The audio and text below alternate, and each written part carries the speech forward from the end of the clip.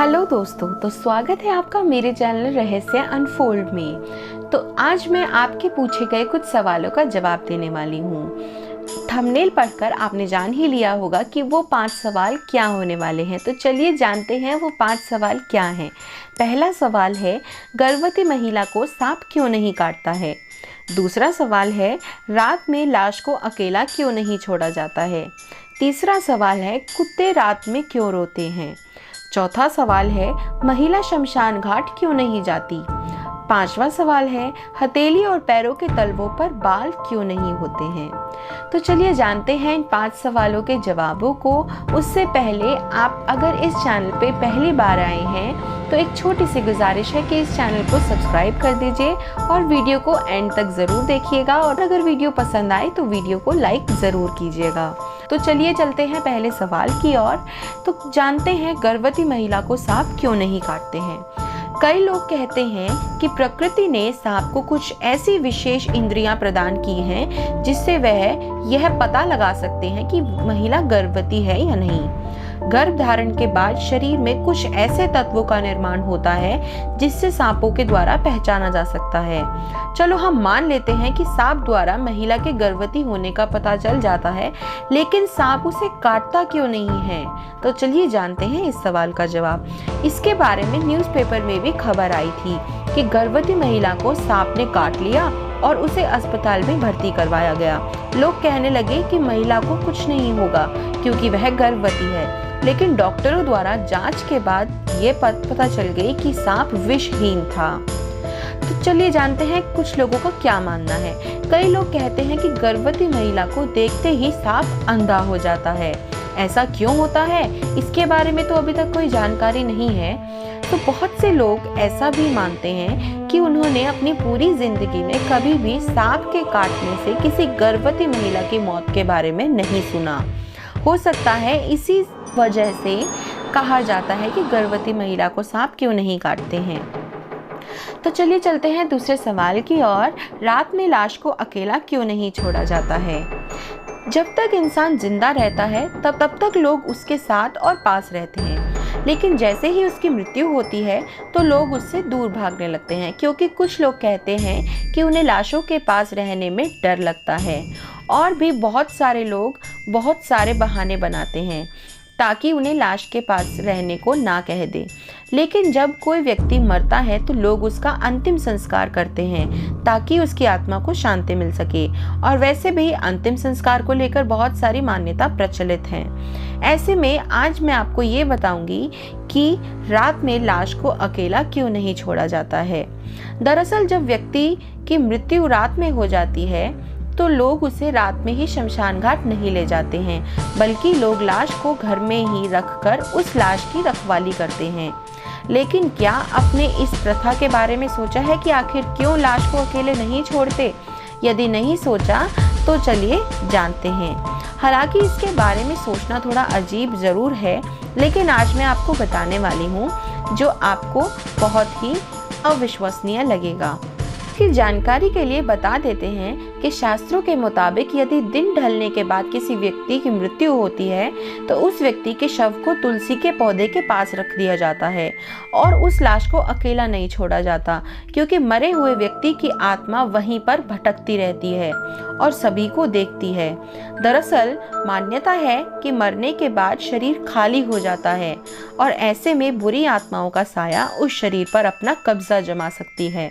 इसलिए लोग शव के पास रात को रहते हैं और लाश को अकेला नहीं छोड़ते हैं ताकि कोई बुरी आत्मा इस लाश पर अपना कब्जा ना जमा सके और किसी व्यक्ति या वस्तु को नुकसान ना पहुंचा सके। तो चलिए जानते हैं तीसरे प्रश्न के बारे में। कुत्ते रात में क्यों रोते हैं। मान्यता है कि कुत्तों का रात में रोना अशुभ होता है, क्योंकि यह किसी बड़ी अनहोनी का संकेत देता है। रात ही नहीं बल्कि दिन के समय भी कुत्तों का रोना अशुभ माना गया है। इसलिए अगर कोई कुत्ता सुबह सुबह रोने लगे तो उस दिन जरूरी कामों को करने से बचना चाहिए। अगर किसी मकान की दीवार पर कुत्ता पंजा मारते हुए रो रहा हो तो ऐसे घर पर कोई संकट आने के आसार होते हैं। अगर किसी व्यक्ति के काम पर जाते समय कोई कुत्ता अचानक इस इंसान पर भौंकने लगे तो इसका मतलब कुछ परेशानी आने का संकेत होता है।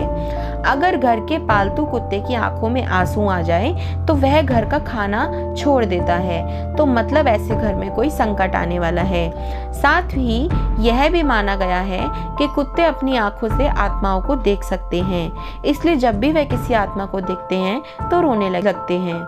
हालांकि कुत्तों के रोने के पीछे वैज्ञानिक कारण भी हैं, जिनके अनुसार कुत्ते अपनी बात को पहुंचाने के लिए रोते हैं। कुत्तों का रोना उनकी परेशानी का संकेत देता है, यानी कुत्ते मुसीबत के समय रोते हैं। जब किसी कुत्ते को कोई चोट लग जाए या शरीर के किसी हिस्से में कोई तकलीफ हो तब भी कुत्ते रोते हैं। ऐसा भी कहा जाता है कि अगर किसी कुत्ते के अपने इलाके में कोई दूसरा कुत्ता आ जाए तो इस बात की जानकारी अपने साथियों तक पहुंचाने के लिए भी कुत्ते ऐसा करते हैं। ज्यादातर कुत्तों को अकेले रहना पसंद नहीं होता और इसी कारण वे अकेले होने पर भी रोते हैं। तो चलिए जानते हैं चौथे सवाल के जवाब को। महिला शमशान घाट क्यों नहीं जाती हैं? आपने कई लोगों को शव यात्रा में जाते हुए देखा होगा, फिर तो आपने एक बात जरूर नोटिस की होगी कि शव यात्रा में केवल पुरुष ही होते हैं, लेकिन महिलाएं नहीं रहती। ऐसा क्यों होता है? आपको ये बात शायद गले से ना उतरे, लेकिन ये हकीकत है कि प्राचीन हिंदू शास्त्रों में महिलाओं को बेहद आज़ादी दी गई है। इन ग्रंथों में कहीं भी नहीं लिखा है कि महिलाओं को शमशान घाट नहीं जाना चाहिए या मृतक परिजन का अंतिम संस्कार नहीं करना चाहिए। इसके बावजूद महिलाओं को अंतिम संस्कार के समय शमशान में जाने से रोका जाता है। इसके पीछे कुछ विशेष तर्क दिए जाते हैं, इनके बारे में जानकर आप भी हैरान रह जाएंगे। दरअसल समाज में महिलाओं को कोमल हृदय का माना जाता है। कहा जाता है कि वे किसी भी बात पर सहज ही डर सकती हैं। असल में अंतिम संस्कार के बाद मृत शरीर अकड़ने लगता है, जिसकी वजह से कई बार अजीबोगरीब आवाजें आने लगती हैं। इस कारण महिलाओं को डर लग सकता है। शमशान में मृतक का अंतिम संस्कार करते समय शोक का माहौल होता है। उस समय लोग रोते हैं, जिसका असर महिलाओं और छोटे बच्चों के मन पर पड़ सकता है, इसलिए उन्हें शमशान घाट नहीं जाने दिया जाता। समाज में प्रचलित इस मान्यता के कारण महिलाओं और छोटे बच्चों को शमशान घाट जाना वर्जित किया गया है। मान्यता यह भी है कि किसी के मरने से घर अशुद्ध हो जाता है, इसलिए जब मृतक के शव को अंतिम संस्कार के लिए ले जाया जाता है तो घर की महिलाओं को ये जिम्मेदारी दी जाती है कि वे पीछे से घर को संभाले और उसकी धार्मिक रूप से सफाई करें। यदि महिलाएं शमशान जाएंगी तो यह क्रिया नहीं हो पाएगी। चलिए चलते हैं पांचवें सवाल की ओर।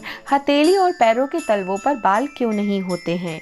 मनुष्य के लगभग सारे शरीर पर बाल होते हैं। कहीं पर ये बहुत अधिक मात्रा में होते हैं तो कहीं पर बहुत मामूली से। लेकिन हथेलियों और तलवों पर बाल क्यों नहीं होते, ये हम आज जानने वाले हैं। पहले जान लेते हैं कि आखिर बाल होते क्या हैं।